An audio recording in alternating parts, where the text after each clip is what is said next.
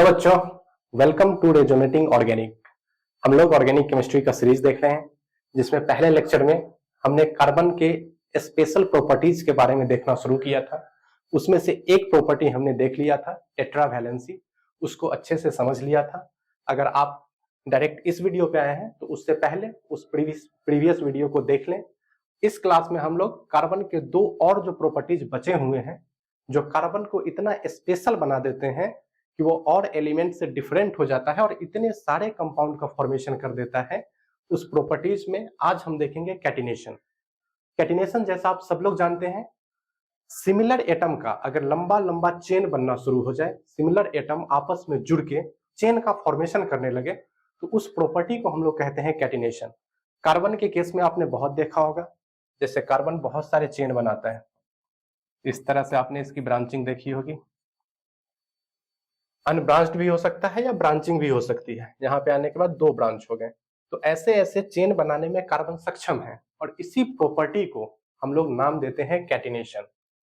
तो कैटिनेशन का डिफिनेशन लिखा हुआ है, the self linking ability. Self linking, खुद में खुद से ही जुड़े, किसी दूसरे एलिमेंट से ना जुड़े। कार्बन है तो वो कार्बन से ही जुड़े, तो उसको बोलते हैं self linking ability through covalent bond. कैसे बॉन्ड से जुड़े? कोवैलेंट बॉन्ड से। तो उस प्रॉपर्टी को हम लोग कहते हैं catenation, which leads to a chain of similar atom. जब ऐसा प्रॉपर्टी शो करेगा तो सिमिलर एटम के ही चेन बनने शुरू हो जाएंगे। ब्रांच्ड चेन हो सकते हैं, अनब्रांच्ड चेन हो सकते हैं, बहुत सारे कार्बन एटम आपस में लिंक हो सकता है। इसी प्रॉपर्टी को हम लोग क्या कहते हैं? कैटिनेशन। हेडिंग दिया हुआ है कंडीशन फॉर कैटिनेशन। कैटिनेशन कौन एलिमेंट शो कर सकता है? तो कैटिनेशन शो करने के लिए सबसे पहला और सबसे बेसिक जो क्राइटेरिया है, वो एलिमेंट की वैलेंसी 1 होनी चाहिए, 1 से ज्यादा। अगर एक रहेगी तो वो कैटिनेशन नहीं शो कर पाएगा, क्योंकि देख रहे हैं एक कार्बन कम से कम 2 कार्बन से तो जुड़ गए हैं, एक आगे एक पीछे। तो अगर वैलेंसी एक ही हुई, जैसे हाइड्रोजन की एक वैलेंसी होती है, तो जैसे ही अपना एक बॉन्ड बनाया तो इसकी वैलेंसी खत्म।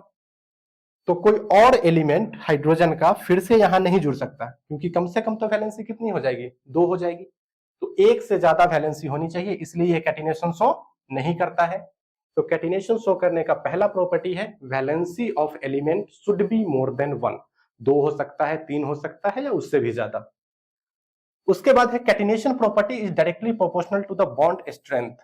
ऐसा नहीं है कि एलिमेंट आपस में बस जुड़ जाए और कह देंगे कि कैटिनेशन की प्रॉपर्टी शो हो रही है।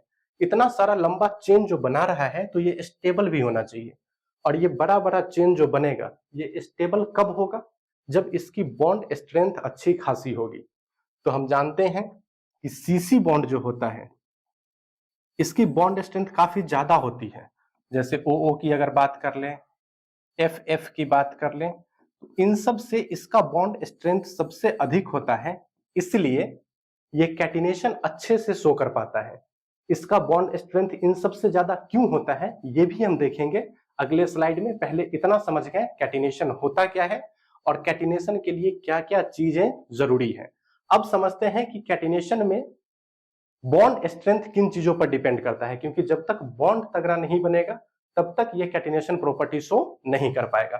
तो देखते हैं वो फैक्टर जिस पे बॉन्ड स्ट्रेंथ डिपेंड करता है। लिखा हुआ है, let us consider 2 factor on which bond strength depends. Bond strength generally 2 चीजों पे डिपेंड करता है। एक, साइज पे। अगर साइज छोटा होगा, एटम का साइज छोटा होगा, तो वो स्ट्रॉन्गर बॉन्ड बनाता है। बॉन्ड लेंथ अगर छोटा होगा तो वो बॉन्ड क्या होगा? स्ट्रॉन्गर होगा। और बड़ा बॉन्ड अगर बनाएगा, साइज एलिमेंट का बड़ा होगा, तो वो बॉन्ड क्या हो जाएगा? उतना मजबूत नहीं रह पाएगा। तो पहला पॉइंट याद रखेंगे, bond strength is inversely proportional to the size of atom. Size of atom. Size जितना छोटा, बॉन्ड स्ट्रेंथ उतना ज्यादा। साइज जो वैरी करता है पीरियोडिक टेबल में, एक ट्रेंड पता होगा, बेसिक इनऑर्गेनिक केमिस्ट्री जब हम पीटी पढ़ेंगे तो वहां देखेंगे एक ट्रेंड होता है। पीरियोडिक टेबल में पीरियड होते हैं और ग्रुप होते हैं। तो पीरियड और ग्रुप में साइज कैसे वैरी करता है, तो इसको एक एग्जाम्पल से हम लोग ऐसे एरो बना के समझ सकते हैं। हॉरिजॉन्टल लाइन जो है वो पीरियोडिक टेबल के पीरियड को डिनोट करता है, और जो वर्टिकल लाइन है वो ग्रुप को डिनोट करता है। तो पीरियड में जब हम लेफ्ट टू राइट जाएंगे, यहां से कैसे जा रहे हैं, लेफ्ट टू राइट, तो साइज जो होगा वो डिक्रीज करेगा। लेफ्ट टू राइट जाने में क्या होता है, साइज डिक्रीज करता है, लेकिन ऊपर से नीचे आएंगे तो साइज क्या होगा, इंक्रीज करेगा। इसको ध्यान रखेंगे कि जब भी पीरियोडिक टेबल में हम मूव करें लेफ्ट टू राइट तो size decreases, and as we move from up to down size of the atom increases. Example से समझ सकते हैं, जैसे कार्बन होता है, उसके बाद कौन होता है पीटी में, नाइट्रोजन, तब कौन होता है ऑक्सीजन, तब कौन होता है फ्लोरीन। तो ये कैसे सजा रहे हैं हम इसको, पीरियड वाइज। अगर किसी ग्रुप का एग्जांपल ले तो फ्लोरीन के नीचे कौन आता है ग्रुप 17 के एलिमेंट में, क्लोरीन, ब्रोमीन, आयोडीन। अब यहां पे आप इजीली बता सकते हैं कि साइज, अगर हम पूछे कार्बन और ऑक्सीजन में किसका साइज ज्यादा है, तो आप क्या बताएंगे, कार्बन का, क्योंकि जैसे आगे बढ़ेंगे तो साइज क्या होगा, लेफ्ट टू राइट जाने में साइज डिक्रीज हो जाता है, तो कार्बन का साइज ऑक्सीजन के साइज से बड़ा होगा। अगर ऐसे दो एलिमेंट के बीच में कंपेयर करें जो ग्रुप में पड़ जाते हो, तब हम क्या देखेंगे कि ग्रुप में ऊपर है कि नीचे, जो ऊपर होगा उसका साइज छोटा होगा, क्योंकि ग्रुप में ऊपर से नीचे जाने पर साइज क्या होने लगता है, बढ़ने लगता है। तो अगर हमको फ्लोरीन और क्लोरीन में साइज की तुलना करनी हो तो ऑब्वियसली फ्लोरीन का साइज क्या होगा, छोटा होगा, किससे, क्लोरीन से, क्योंकि क्लोरीन ग्रुप में नीचे है। तो इस तरह से साइज पे डिपेंड करता है bond strength. Smaller the size of atom, stronger will be the bond strength. तो यहां पर देख लेते हैं, कार्बन के अपने ग्रुप में देख लेते हैं, कार्बन कार्बन है और सिलिकॉन सिलिकॉन है सपोज। कार्बन के बाद यहां क्या आता है, सिलिकॉन, जर्मेनियम, एटीसी। तो इन दोनों के बीच अगर बॉन्ड स्ट्रेंथ का तुलना करें हम, तो सीसी बॉन्ड स्ट्रेंथ ज्यादा होगा। क्यों ज्यादा होगा, क्योंकि कार्बन जो है वो साइज में स्मॉलर है, smaller in size than silicon. इसलिए कार्बन अपने ग्रुप में सबसे ज्यादा अच्छे से कैटिनेशन शो करेगा, क्योंकि अपने ग्रुप में कार्बन सबसे छोटा है। लेकिन इन सब में कैसे करता है, क्योंकि नाइट्रोजन ऑक्सीजन तो कार्बन से भी छोटा है, तो उसको ज्यादा अच्छा कैटिनेशन शो करना चाहिए, ज्यादा बॉन्ड स्ट्रेंथ होना चाहिए। लेकिन सिर्फ ये एक फैक्टर नहीं है जिसपे बॉन्ड स्ट्रेंथ डिपेंड करता है। Size is not the only factor on which bond strength depends. एक दूसरा फैक्टर है जो लिखा हुआ है, bond strength is inversely proportional to the magnitude of lone pair repulsion. एक तो हमने देखा साइज कम होगा तो स्ट्रेंथ ज्यादा होगा, दूसरा फैक्टर जो इन्फ्लुएंस करता है बॉन्ड स्ट्रेंथ को वो है लोन पेयर रिपल्सन। इसको अगले स्लाइड में देखते हैं, तब तक आप इसको लिख लें।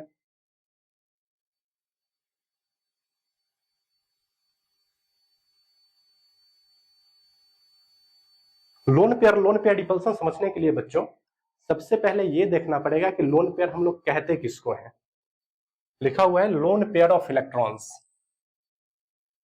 those pairs of electrons of valence electron which are not shared with any other atom, i.e. not participate in covalent bond formation।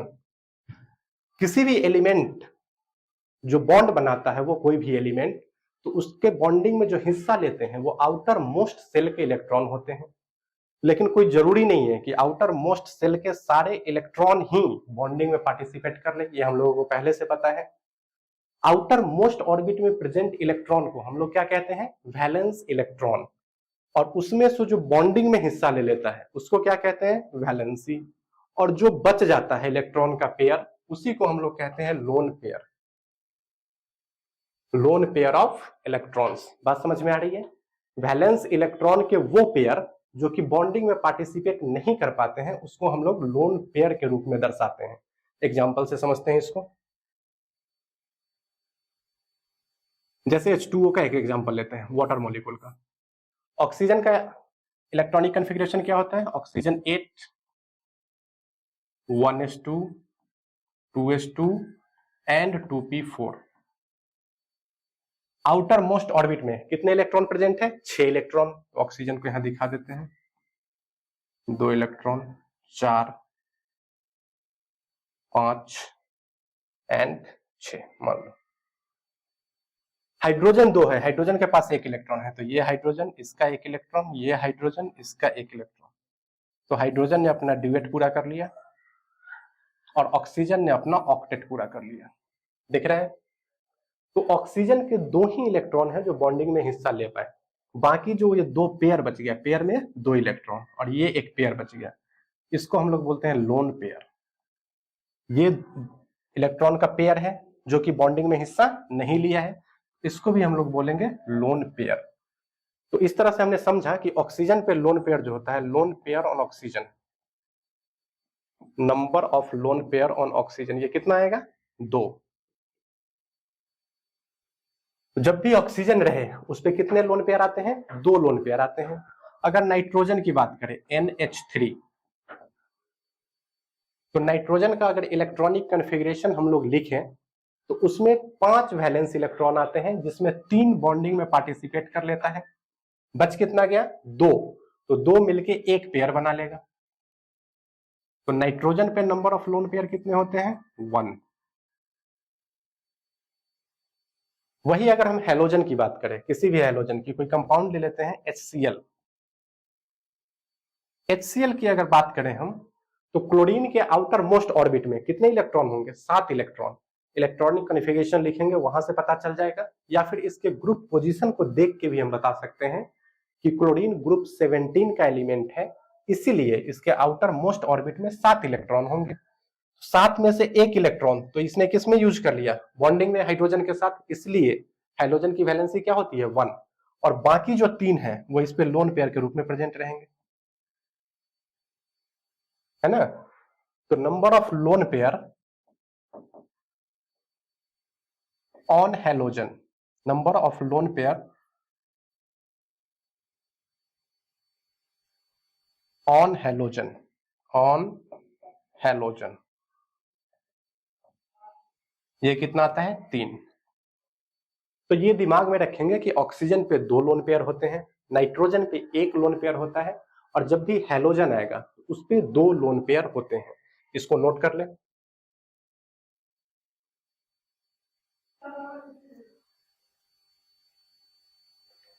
अब देखते हैं एक एग्जांपल से, fluorine and fluorine. Suppose fluorine and fluorine, chlorine and chlorine, 2 molecule है, एक F2 molecule और एक Cl2 molecule. इसमें अगर आपको कंपेयर करने के लिए दे दिया जाए कि बॉन्ड स्ट्रेंथ किसका ज्यादा होगा, तो हम लोग क्या बोले?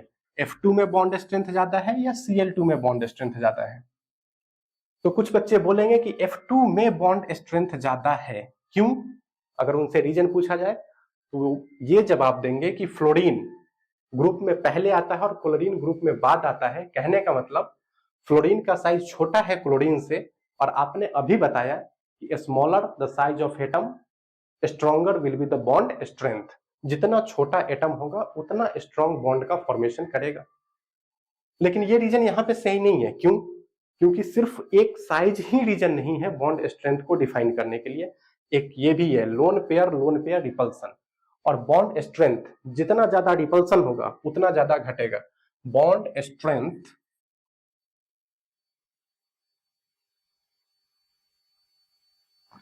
is inversely proportional to magnitude of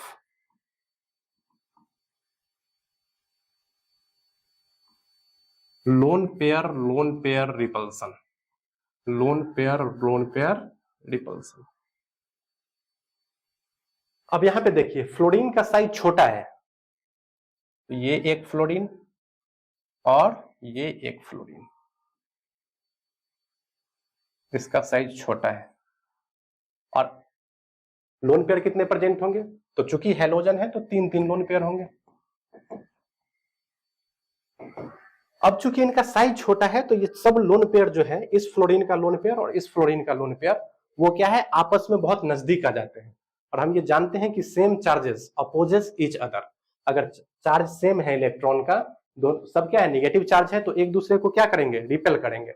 और चूंकि स्मॉलर साइज फ्लोरीन के होने के कारण ये लोन पेयर बहुत ज्यादा नजदीक आ जाते हैं, तो इनमें रिपल्सन जो होता है वो बहुत ज्यादा रिपल्सन होता है। वही अगर बात करें हम क्लोरीन की, तो क्लोरीन साइज में थोड़ा बड़ा है इन कंपेयर टू फ्लोरीन, तो यहाँ क्लोरीन ये भी क्या होगा, साइज में थोड़ा बड़ा होगा। अब यहाँ पे जो लोन पेयर रिपल्सन है वो इसके तुलना में कम है, क्योंकि अब बॉन्ड क्या है, लंबा है, एटम का साइज बड़ा है, तो रिपल्सन की जो मैग्नीट्यूड है वो क्या होगी, कम होगी। तो चूंकि रिपल्सन इसमें कम है, इसलिए बॉन्ड स्ट्रेंथ किसका ज्यादा होगा, इसका। तो ये जो ऑर्डर लिखा हुआ है ये गलत है। करेक्ट बॉन्ड स्ट्रेंथ का ऑर्डर है क्लोरीन, क्लोरीन ज्यादा स्ट्रॉन्गर बॉन्ड बनाता है रेदर फ्लोरीन, फ्लोरीन। ये ऑर्डर है करेक्ट बॉन्ड स्ट्रेंथ का।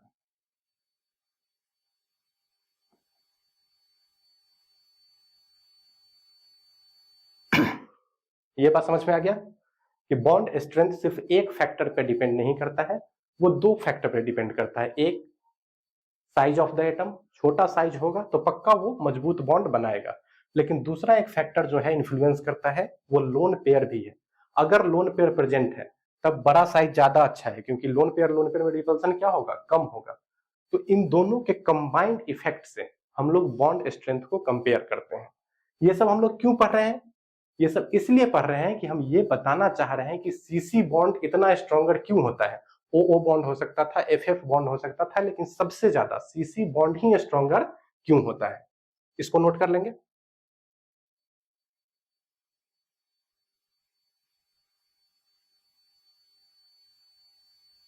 अब देखते हैं कार्बन का पीरियड और ग्रुप में देखते हैं। तो कार्बन, उसके बाद क्या है, नाइट्रोजन,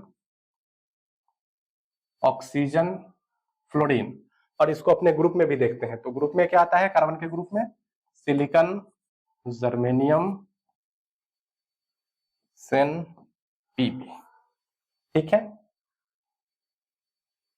तो सब बॉन्ड को हम कंपेयर करेंगे, जैसे CC bond, NN bond, O bond.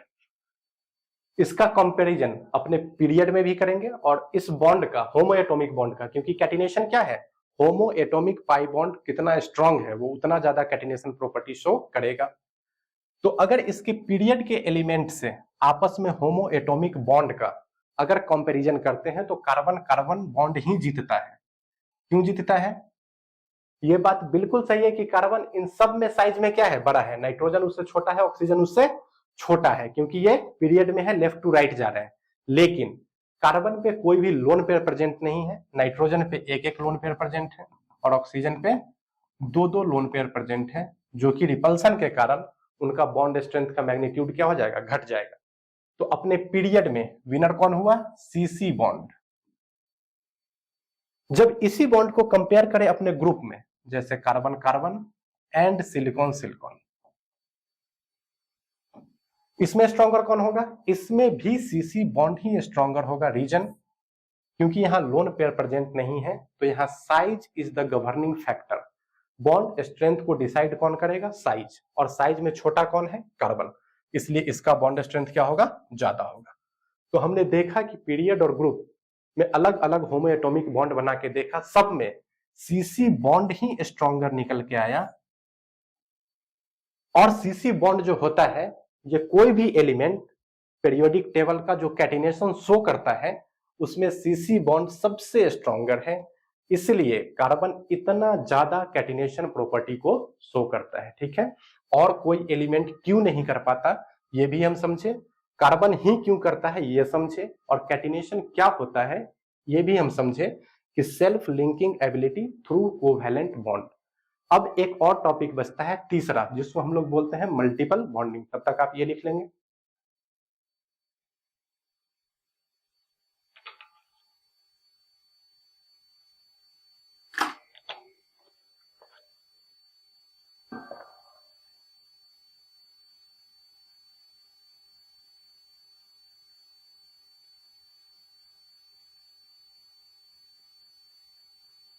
वही लिखा हुआ बच्चा, carbon carbon is stronger than any other homoatomic single bond. Any other homoatomic single bond, carbon carbon bond among the element which can exhibit catenation, जो भी element catenation show कर सकता है उसमें सीसी बॉन्ड सबसे ज्यादा स्ट्रॉन्गर है, इसलिए कार्बन इतना ज्यादा कैटिनेशन की प्रॉपर्टी को शो करता है। For this reason carbon has maximum catenation property, maximum catenation property among the elements of periodic table, carbon के इतना कैटिनेशन प्रॉपर्टी किसी भी एलिमेंट के पास नहीं है। और ये क्यों होता है इसको हमने अच्छे से समझ लिया है।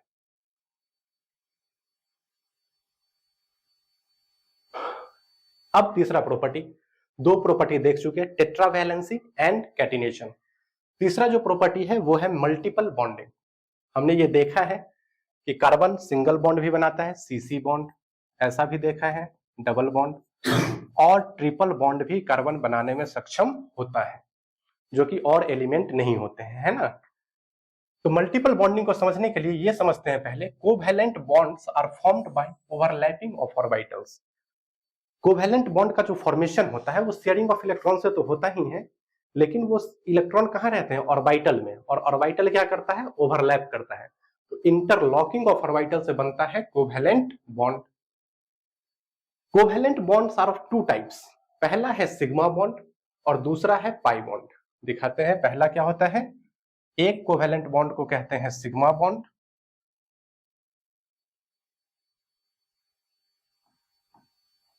और एक को कहते हैं पाई बॉन्ड। ये दो तरह के कोवैलेंट बॉन्ड होते हैं। सिग्मा बॉन्ड जो बनता है वो डायरेक्ट ओवरलैपिंग से बनता है। जब दो ऑर्बिटल डायरेक्ट ओवरलैपिंग करें तो क्या बनेगा, सिग्मा बॉन्ड, और ये मजबूत होता है क्योंकि ओवरलैपिंग क्या हुआ है, इंटरलॉकिंग मजबूत है। लेकिन जब दो ऑर्बिटल लैटरल ओवरलैप करे, साइड में, बस एक दूसरे को क्या कर रहा है, टच कर रहा है, तो ये भी एक तरह का ओवरलैपिंग ही है, लेकिन इसमें इतनी ज्यादा मजबूती नहीं है जितनी मजबूती किसमें थी, सिग्मा बॉन्ड में। तो दो तरह के कोवैलेंट बॉन्ड में सिग्मा बॉन्ड स्ट्रॉन्गर होता है और पाई बॉन्ड वीकर होता है। दो एटम के बीच में एक ही सिग्मा पॉसिबल है, एक ही लेटरल लीनियर ओवरलैपिंग हो सकता है। बाकी अगर एक से ज्यादा बॉन्ड बनते हैं तो वो पक्का पाई बॉन्ड होंगे। तो अगर जहां सिंगल बॉन्ड है कार्बन कार्बन के बीच में, ये क्या है, सिग्मा बॉन्ड। दो कार्बन के बीच में एक ही सिग्मा हो सकता है, दूसरा अगर है तो वो क्या होगा, पाई। यहां एक सिग्मा और बाकी जो होंगे वो क्या होंगे, पाई। यही जो डबल बॉन्ड और ट्रिपल बॉन्ड है इसी को हम लोग बोलते हैं multiple bond. Multiple bonds, double bond and triple bond को कंबाइन करके एक साथ अगर बोलना हो तो उसके लिए वर्ड जो इस्तेमाल करेंगे हम लोग, कौन सा वर्ड इस्तेमाल करेंगे, मल्टीपल बॉन्ड्स। इतना समझ गए।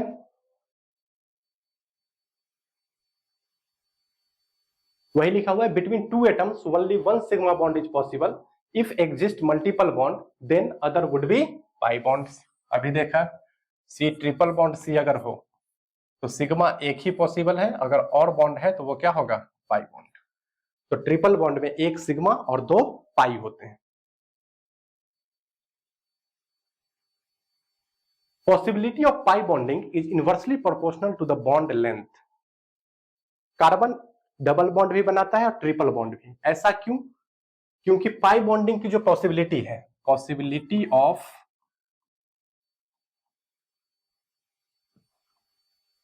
Pi bonding is inversely proportional to the bond length.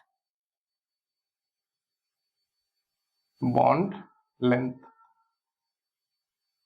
अगर बड़ा बॉन्ड का लंबाई है तो वहां पे मल्टीपल बॉन्डिंग की पॉसिबिलिटी कम है, क्योंकि लेटरल ओवरलैप करना क्या हो जाएगा, दिक्कत हो जाएगा, और लेटरल ओवरलैप से ही पाई बॉन्ड बनता है। तो पाई बॉन्डिंग की पॉसिबिलिटी तभी होगी जब बॉन्ड लेंथ छोटा होगा, तब लेटरली ओवरलैप करके भी पाई बॉन्ड का फॉर्मेशन हो सकता है। और बॉन्ड लेंथ किस पे डिपेंड करता है, तो bond length size of the atom पे डिपेंड करता है। Bond length is directly proportional to size of the atom, size of atom. अगर एटम का साइज छोटा है तो वो बॉन्ड भी छोटा बनाएगा, एटम का साइज यदि लंबा है तो वो बॉन्ड भी क्या करेगा, लंबा बनाएगा। ये सिंपल सी बात है। तो दोनों को अगर कंबाइन करके देखें तो जिस एटम का साइज छोटा होगा पॉसिबिलिटी ऑफ पाई बॉन्डिंग उतनी ही ज्यादा होगी। क्यों, क्योंकि उसका बॉन्ड लेंथ छोटा होगा, और यदि बॉन्ड लेंथ छोटा होगा तो पाई बॉन्डिंग की पॉसिबिलिटी बढ़ेगी। तो कार्बन को यदि अपने ग्रुप में देखें तो कार्बन, सिलिकॉन, जर्मेनियम, नीचे भी है, तो कार्बन अपने ग्रुप में सबसे छोटा है। इसलिए ग्रुप 14 के एलिमेंट में carbon has the maximum tendency to make homo atomic pi bonds. क्यों? क्योंकि ये स्मॉलर इन साइज है, बाकी इससे बड़े हैं।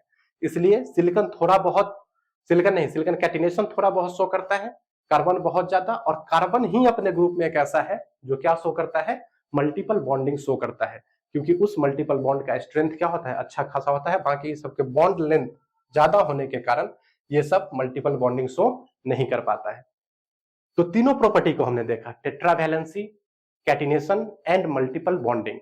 और हमने ये भी सीखा कि कार्बन ही क्यों ये शो करता है, पीटी में तो बहुत सारे एलिमेंट हैं। ठीक है,